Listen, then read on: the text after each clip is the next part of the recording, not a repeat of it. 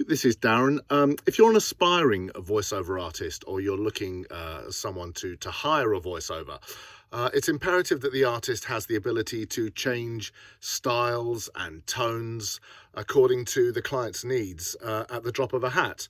If we're on a directed session, excuse me, this should be done pretty much instantly, really, given the direction.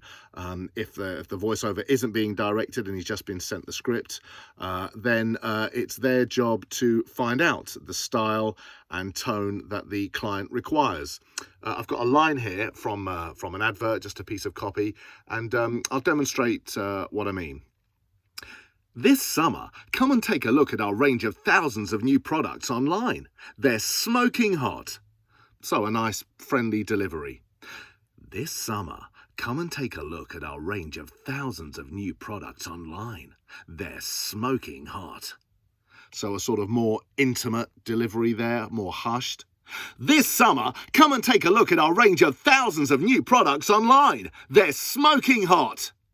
So obviously a harder sell, you'd call it, a more upbeat. So yeah, it's good to bear that in mind, that the voiceover should be able to take direction. And if you're looking to hire a voiceover, you should know exactly the style and tone that you need as well.